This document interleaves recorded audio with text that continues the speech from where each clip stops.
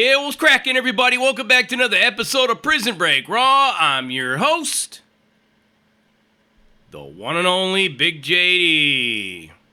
Just this last December 31st would have been the 86th birthday of Edward Bunker, better known as Eddie Bunker.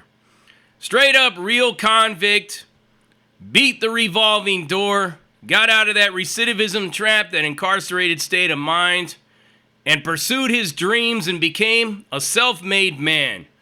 Without having to rely on anybody or anyone else, this man went the extra mile to develop the kind of education that he has, built around his already high IQ. He had an IQ of like 159 from what they're reporting. But yes, coming straight out of prison after spending most of his life in there all through the 50s, the 60s, and the early 70s, to start writing books, screenplays, and also acting in a few parts in a few different movies, like Runaway Train, or Straight Time, or Reservoir Dogs. He was more of a behind-the-scenes guy. We're going to talk a little bit about Eddie Bunker's life. We're also going to talk about the time that I actually met him.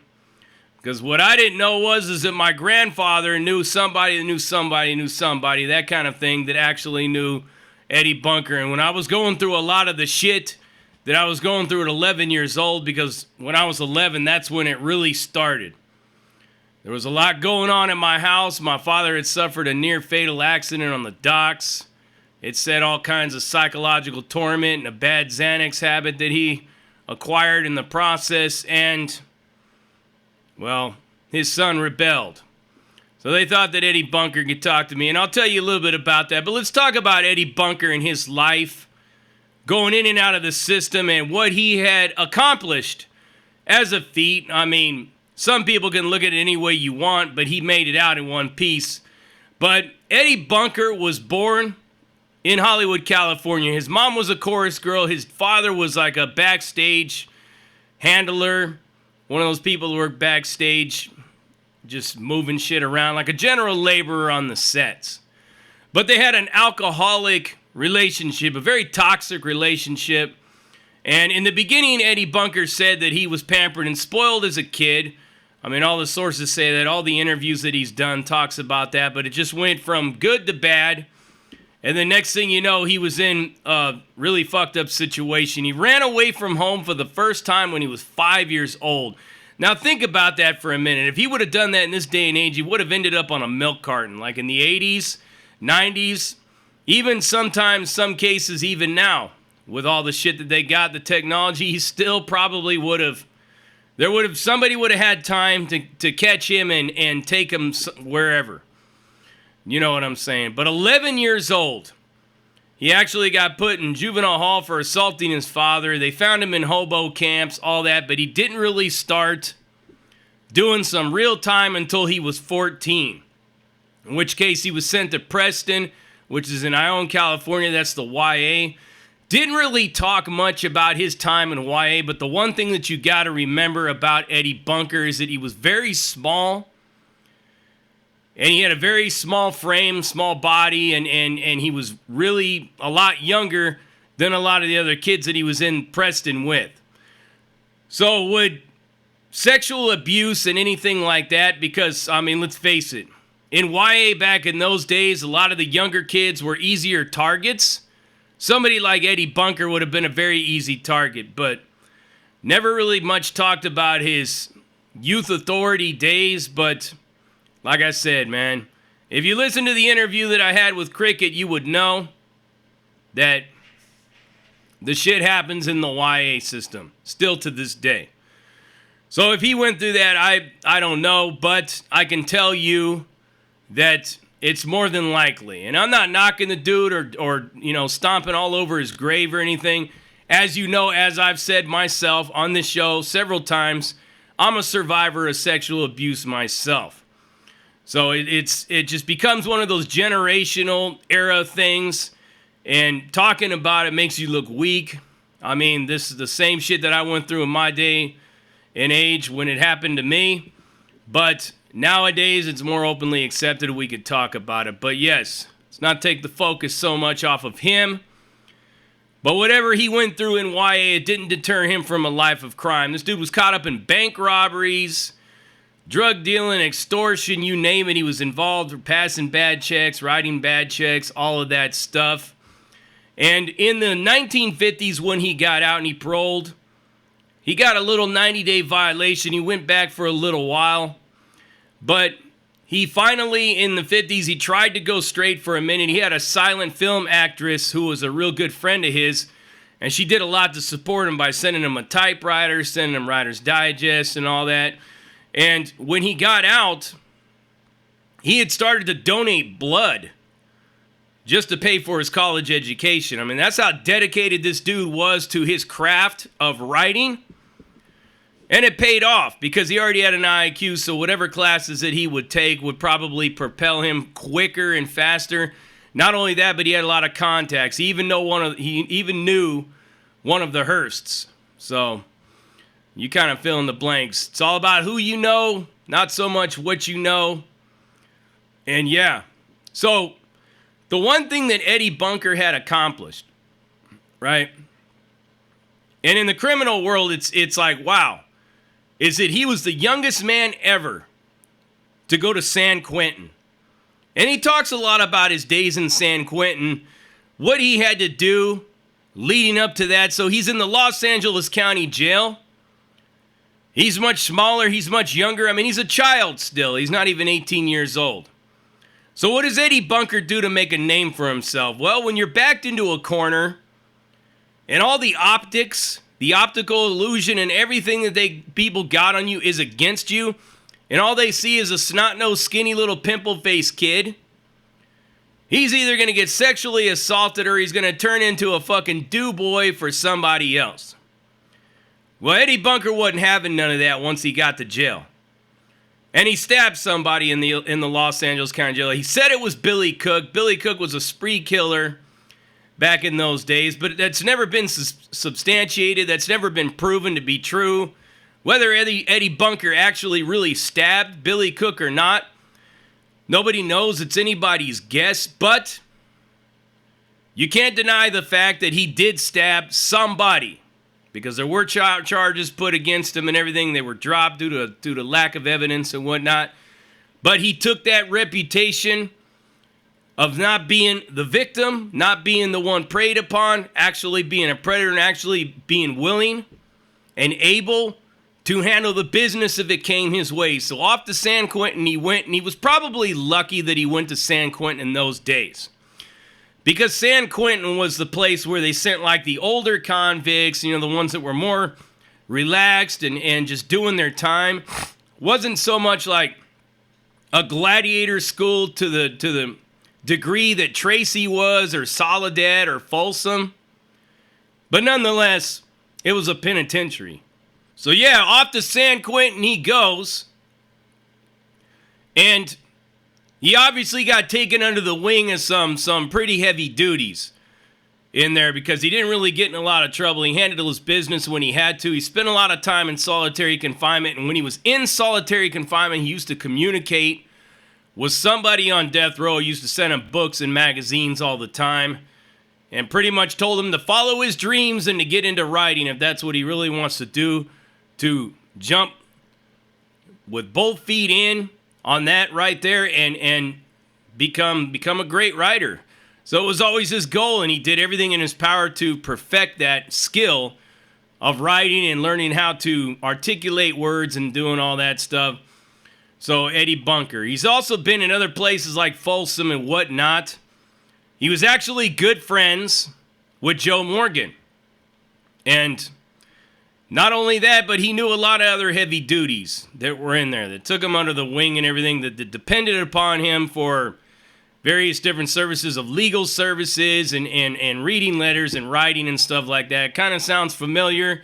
There's a lot of similarities that me and Eddie Bunker have with each other. Not completely and totally. I don't come from the same kind of family background that he does, but we have a lot of similarities, which is probably the reason why my grandfather pushed him in my direction to begin with. But yes, knew Joe Morgan, was good friends with Danny Trujillo. actually probably is the reason that Danny Trujillo got into acting in the first place, because when he did the Runaway Train and it turned into a movie with John Voight, Danny Trujillo was in there. He played a character named Boxer. So yeah, but it was actually his real name was on there, but he played a character named Boxer. And that's kind of like Hollywood saved Danny from spending, his days in and out of them places. Because he was doing a lot of time himself, but he was very young when he got out. But yeah, Eddie Bunker, man, he's the real deal. Got out, finally started writing books, contacted whatever people he knew in Hollywood. I mean, he was born in Hollywood, so it's only natural and a given to believe that he probably knew a lot of people that were in that world. Not only that, he did a lot of his stomping grounds up there in San Francisco. There's even more people out there that he could have connected with, and he got in there. Runaway Train, Straight Time, Mr. Blue, of which is the character name that he played when he was in Reservoir Dogs. And the funny thing about when he was in Reservoir Dogs is that conversation that was at the table was actually not even scripted. They just, chopping it up and bullshitting, and whatever Eddie Bunker was saying in his lines when he's talking about how you just couldn't listen to Madonna no more, that was his true feelings. So it's a trip, the things that you learn about all this stuff. So just like a regular conversation, he was that kind of guy. He never really became like a prison reformer or anything like that. The only thing that he said is that he managed to go like 20-something years or longer without ever being arrested again before he finally died. And he died in 2005 at the age of 71 from complications to diabetes after a surgery to improve the circulation to his legs. Because that's the one thing that the diabetes will take, man. They'll kill that circulation to your legs, and it's over with. But Eddie Bunker, when I got a chance to meet him, man, it went in one ear and out the other. Like, I wasn't trying to hear anything this dude had to say or anybody else that would come down the pike to talk to me about any of this shit. My dad even had me talk to a dude. Well, I'll just throw his name out there, and you already know, like, who he is, what he's about. Rube Soto. Worked on the docks with my father for a long time, and even he sat me down and tried to school me about the direction I'm going. Of course, I never listened to any of them, and I damn sure didn't listen to Eddie Bunker, but he was talking about how he used to do a lot of the same things, the running away and all that stuff like that. This was before the shit that happened to me when I was 14, so I was about 12, 13 when I was doing running away a couple times here and there, and I would just come back or they'd find me that quick. But in one ear and out the other. My grandfather, it's a trip because my grandfather knew a lot of different kind of people, coming out of prison and stuff like that, and all up in the business and in that whole criminal world. My grandfather was a dock worker for a long time in the military. So a lot of these guys that got out of the military that served in like World War II and Korean stuff, a lot of them ended up either like Hell's Angels that he knew or ended up in prison anyways. So Eddie Bunker, man, I mean, the advice and everything, like I didn't even really know much about who he was until I finally, years later, saw Reservoir Dogs, and I'm like, damn, man, I met that dude once. But never really knew much about him and shit. But I gotta tell you that he has become one of my role models and mentors from the grave. I mean, it doesn't have to be speaking to me in this physical plane to actually be guiding me, man, because I've read a lot of his interviews and stuff, and I've done a lot of research on him, and he's the reason why I really started writing. He's one of the reasons why I started to write, especially writing about myself. I mean, it was him, it was my mother, it was several other people that inspired me, but the fact that he was able to use that skill, that craft, to keep himself out of prison, I mean, the writing is what really changed my whole world, because I got a chance to write down everything that happened to me when I was 14. A lot of stuff that I had repressed and forgotten about or pushed to the back of my mind or tried to believe like it never existed or it never happened just created all the chaos in my life for decades. So what I did is when I started to write it all down and I started to meditate on it, I started to remember and put the pieces back together, and I was able to finally address all the demons that have been keeping me locked into that destructive state of mind for so long. And I learned that from him because he used to do the same thing. He used to journal his own thoughts and do all that. I mean, this dude, like I said, it's a trip. He was a real convict. You know, and being the youngest man to ever being put into San Quentin, I mean, that's got to be scary in itself. He played the suicide role. He played the nut role a few times, he says, by his own admissions. You know, some people would say, well, that's not a convict. That ain't somebody that's tough. But you got to understand, man. A lot of people talk a good one about kids that get raped in prison, kids that get sexually assaulted, small little kids. Oh, I would do this. I would do that if I was in that situation. No, you wouldn't. No, you wouldn't. I mean, that's the whole thing, man. If you watch the original Scared Straight from 1978, you see how those kids acted, and some of them were bigger 16-year-olds in the face of these grown men, professional convicts. You gotta think, Eddie Bunker, 17 years old, small, must have been scared shitless. So yeah, if he was talking about suicide, if he was talking about playing the nut role, it's only using his high IQ to get out of a situation that could probably mean that he can't overcome or overpower or talk his way out of. Not when you're dealing with some real sick motherfuckers, because you didn't have any S&Y yards or anything like that back in those days. So all the diaper snipers and weirdos and everything, they were all right there in the main line with you. So yeah, must have been a real rough situation.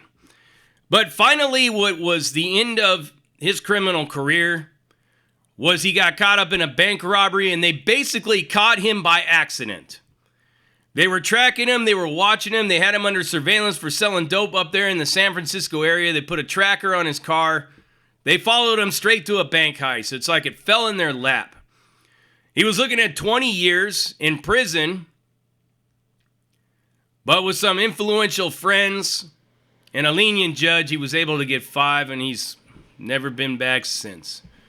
So a lot of his books have become bestsellers. You could check out some of his movies. I'm actually going to be doing a prison movie review here pretty soon. I'm going to run down the name of some prison movies you probably never thought existed. But Eddie Bunker, definitely from a dying breed, or a breed that's already pretty much dead. You already know what it is. You heard it right here. Prison Break Raw, uncut, uncensored, no holds barred, non-sugarcoat, not politically correct, all up in your face, slapping you with that dick of reality. And I'm out.